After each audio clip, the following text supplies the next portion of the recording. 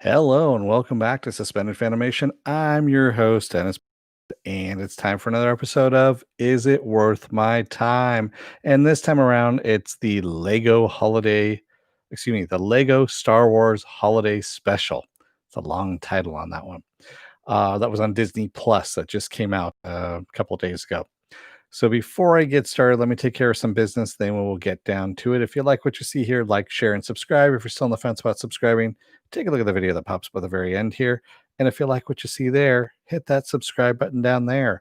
And if you want to know when I'm going to be on live again next, you get the bell down below. It's a 50-50 chance of YouTube actually notifying you. Best thing to do is go to suspendedfanimation.com. Take a look at the schedule I have up there, plus all the links to my social media, Twitter, Instagram, Patreon. No tier sip in the Patreon. I'm waiting until I hit 1,000 subscribers. That way I will give you stuff, you guys, when you guys give me money, that kind of thing. Also, I have links to this Facebook, this YouTube channel, my Facebook page. And for those of you who still have Facebook, a Facebook group page where you guys can post stuff and chat amongst yourselves. All right. So as promised, this is the non-spoiler version of it for those of you who wish to see it. So I've watched quite a few of these Lego Star Wars specials, and they're hit and miss for the most part. I mean, for the most part, they're mostly hit, but there's a few misses here in between. This one around, of course, it's Life Day, and we were talking about, of course, the recent trilogy, I guess you could say, of characters, and they actually drag in all the rest of the continuity as well via time travel, but that's about as much spoiler as you're going to get out of this one, out of the non-spoiler version. Um, is it worth your time? Not really, to tell you the truth. I found this one to be kind of boring a bit. I mean, some of the jokes were okay, and normally they're kind of snarky jokes to begin with. And let's face it, this is as much for the adults as it is for the kids, these Lego Star Wars specials. And mostly for the kids, but a lot of it is aimed at the adults too. And yeah, it just really doesn't hold up to the rest of the Lego stuff that's out there, Lego Star Wars stuff that's out there. And yeah, I was kind of bored with it, I have to admit. So there's a lot of Easter eggs in it, a lot of Easter eggs. Yes. There's stuff to keep fans in enticed, but for some reason this one just didn't do it for me. I actually kept looking at the clock. So if that's any indication as to how I found it. So yeah. Let's see what we got here. Joe says just trying to be kind of hip. Asking Pen on that one. Um, Raymond K. Hessel says, I hate this thing so freaking much. All they do is ruin the best moments in Star Wars. Say what they will about the original holiday special. At least it was original. Um, yeah, they could have actually made fun of the original Star Wars holiday special, the original 70s one. And I think that would have been more on the mark. I mean, that's what I thought they were going with at first. And they didn't. So no, it's not worth your time. You know, it's what is it? The running time on this thing is, as I go and take a look here, and of course, I'm on the wrong page because it happens. It is 44 minutes long. So even at 44 minutes long, you're just kind of going, yeah, yeah, not really worth it. And they replace, of course, well, before we go into that, spoiler alert, I am going to spoil the movie, I guess you could say. If you have not watched it, you can go and watch it, or you can stay around for the spoilers and see what I spoil. Um, Otherwise, stick around. And yeah, I'm going to spoil it from here on out. All right. You've been warned. So they replaced the Ewoks with Porgs on this one. Of course, the Ewoks do come in at the end of this thing. But Rey is essentially trying to find out, she's trying to take a shortcut to find out what it means to become a good Jedi Master. And it ends up almost becoming a Christmas Carol with Yoda having to come in as a Force ghost to show her the the days of future past, I guess you could say, then the present. Literally, at one point, it does become a Christmas Carol because he does take her to the past and to the present. He doesn't take her to the future, though. It's the only thing he doesn't do. And she is trying to teach Finn how to become a Jedi because she senses the Force within him. So we do have that little bit of something that wasn't brought about in the new trilogy, but was kind of almost hinted at and then never brought forth, but no one really cared enough about it to kind of bring it forth. Anyway, uh and so Rey goes out and finds out in one of her Jedi books that she took from I guess that tree of knowledge, if you will, and finds out that there is a portal that opens up only once a year on Life Day. And she finds it. It's a temple, and finds the stone in order to open it. It looks like a kyber crystal that's wrapped in leather. And as a result, she's time hopping, and she ends up where Vader is on the Death Star 2. And Vader, of course, hops through it, trying to grab the gemstone as a gift for Palpatine for Life Day. And of course, mayhem ensues. So, Art Carney special guest. Yeah, exactly. Isn't the Force in all things? It is. It binds us and penetrates us and flows through us, much like Taco Bell. That's exactly what it is, Raymond Kessel. It's Taco Bell. The Force is Taco Bell. And depending on how much Taco Bell you eat, you can be really full of the Force too. And yeah, and then it's just bad news for whatever toilet you're near. That's all. Um, so yeah, it really wasn't funny for the most part. I mean, uh, Poe was really fucking annoying in this one, even more so in the movies. I don't know what it was. He was just the character is just really fucking annoying. They did bring in some of the original actors, of course, to do voiceovers on this. So like you get Anthony Daniels playing C3PO for like a line. Billy D. Williams, same thing, comes in to play Lando for a line. Rose Tico actually, I hate to say it, but Kelly Marie Tran had a big. I think she had more lines in this than she actually had in the movie, or in the movies. Quite honestly, I think she did have a lot more lines in this. And yeah, it was just bad all the way around. Yeah, he was more annoying in the movies. I had to admit. And it was kind of funny. They really did.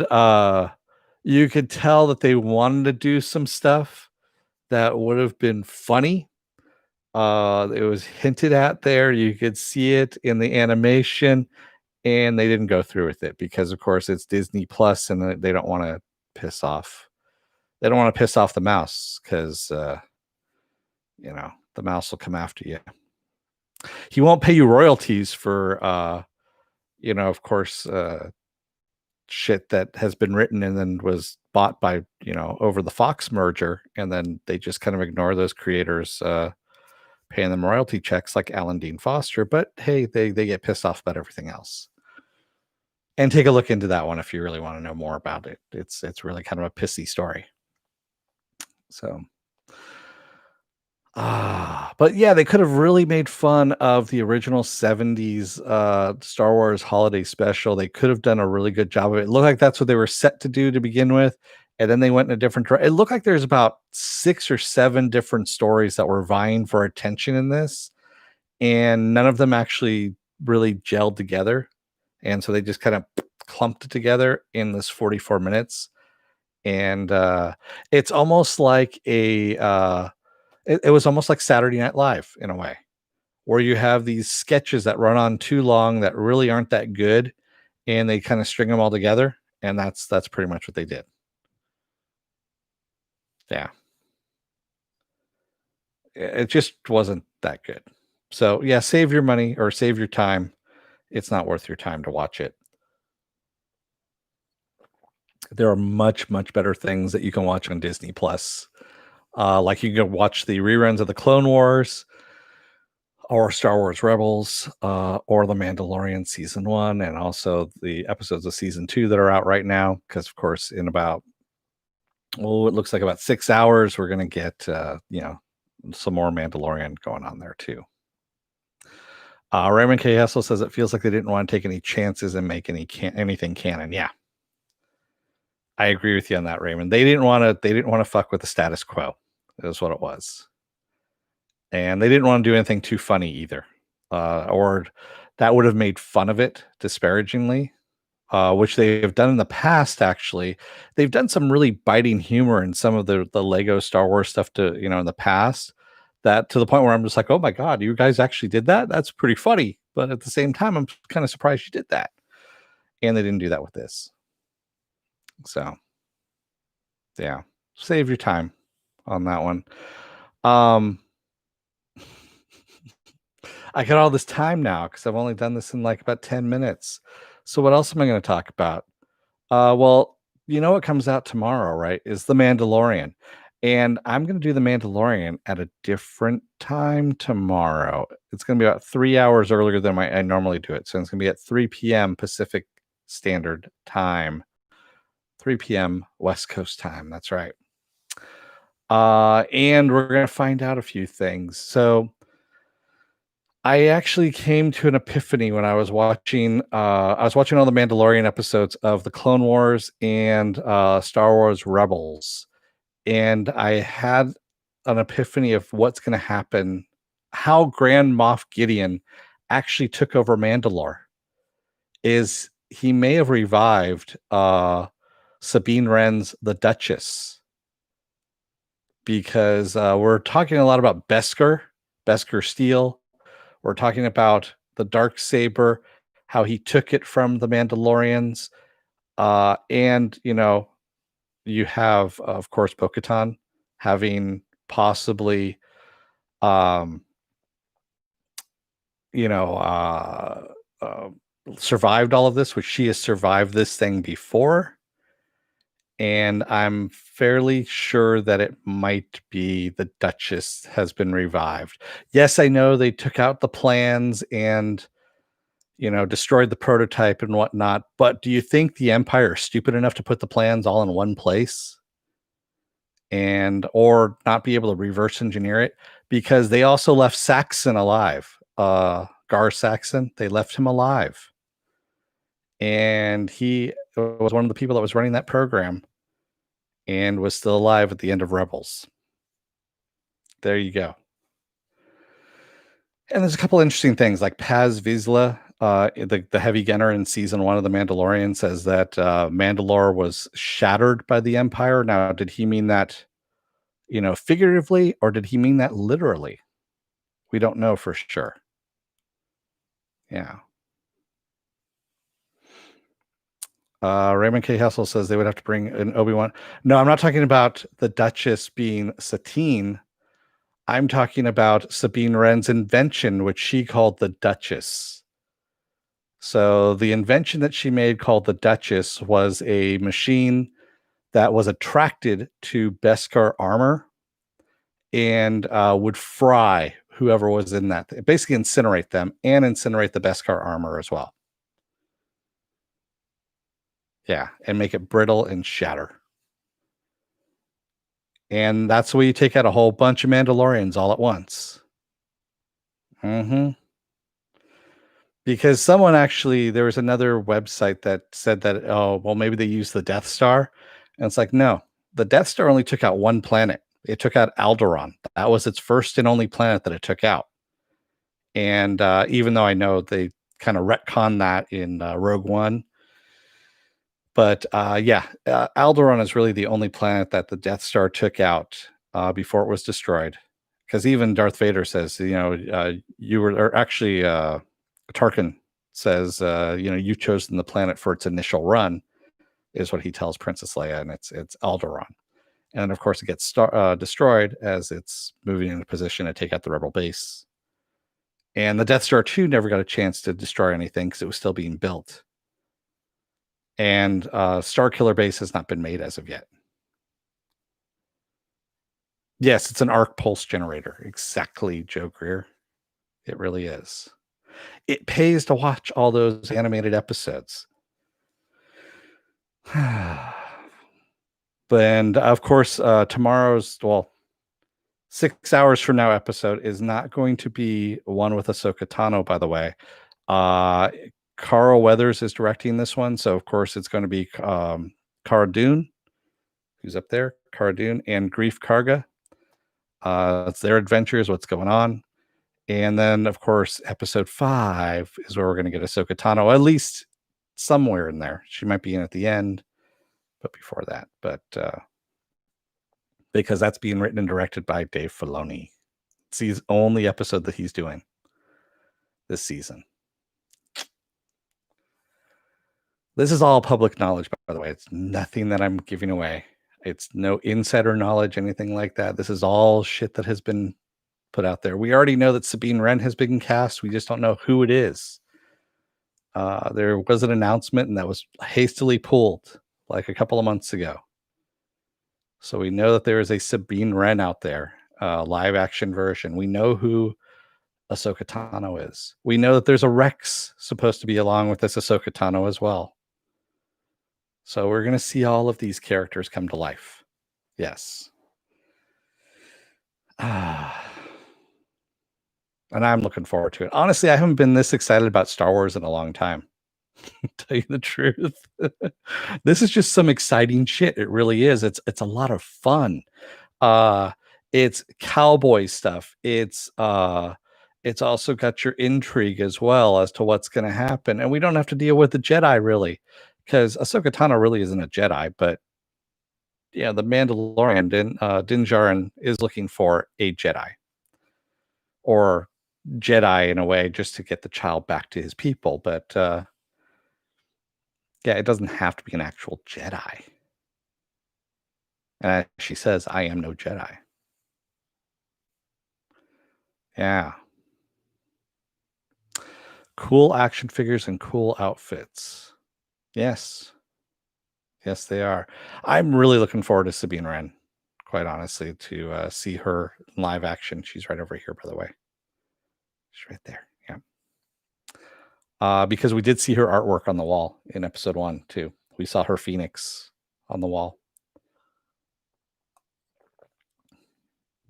And so we know she's around. Yeah. And they're looking for Ezra. Remy K. Hessel says, I think seeing Ahsoka as an attractive woman will confuse me after seeing her grow up in Clone Wars. Yeah. I agree with you, Raymond. I mean, she was kind of an annoying, she was actually a very annoying character when they introduced her in Clone Wars and at the beginning of it. And as she grew into that role, I'm actually surprised. I mean, she became one of my favorite characters. Actually, she has become my favorite character as of late. Any of the new characters, her, Sabine Wren, Bo-Katan, Din Djarin,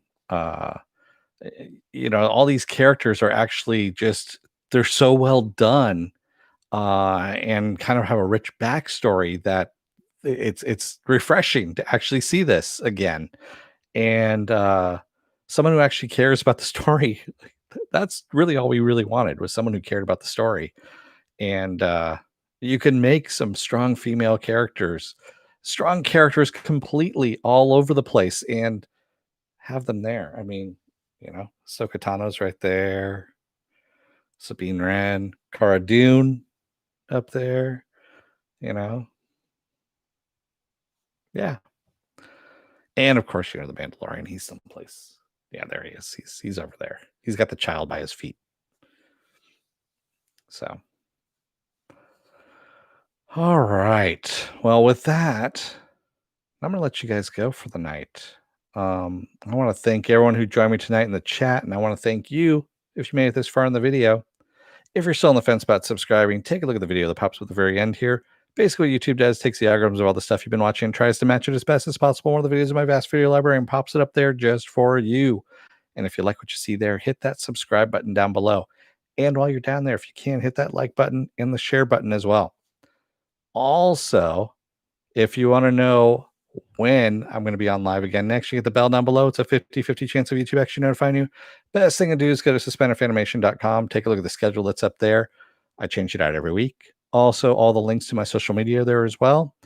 And all the links to like this YouTube channel, my Facebook page, and the Facebook group page where you guys can post stuff and chat amongst yourselves. What time tomorrow for Mando? It's going to be 3 p.m. Pacific Standard Time. 3 p.m. I'm off tomorrow, so I'm doing some stuff tomorrow. So that's about the earliest I can get to it. Otherwise, I would have done it earlier. But affairs of state take precedence over affairs of state, as Mel Brooks has said.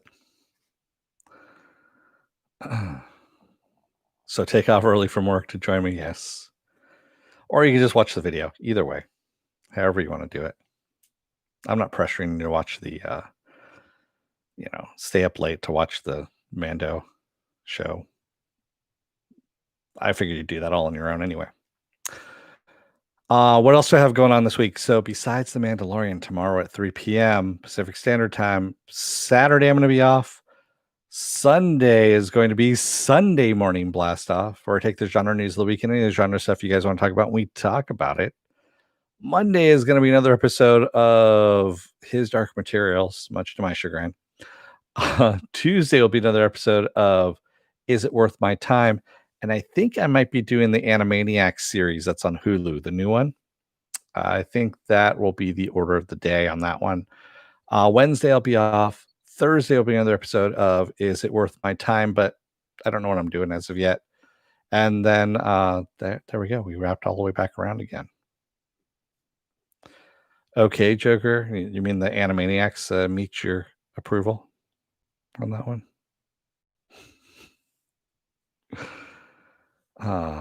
Okay. Raymond K. Hess says that Patreon link above is not working for me. Is it on my end? Is it not working? No, it worked. I'm actually not collecting anything off of that, Raymond, as of yet. Like I said, I'm not bringing in. I haven't activated it really to bring in any money. Like I said, I want to wait until I get to 1,000 subs, and then I'm going to put in tiers like what you guys get for whatever money I'm bringing in, that kind of stuff. Yeah. So, all right, everyone. Thank you. I'm gonna shut up and take my money. Is what Raymond says. Yeah, eventually I will. I will, seriously. I just feel bad about it. I set myself a goal of 1,000 and, it keeps moving. I was up to 935, then I'm down to 923 now, I think is where I'm at. And, I think I just keep pissing off some people every now and then and people leave and it happens. So, all right. Thank you. I'm going to let you guys go. Remember, don't let the door hit your ass on the way out. Otherwise, you may get your Lego arms pulled off by a Wookiee because they like to do that. It's what they do. They like to do that and party. Thank you, everybody. Stay safe, be well, take care. Have a good rest of your night, and I will see you tomorrow for Mando at 3 p.m. Pacific Standard Time. Thanks, everybody. Have a good night.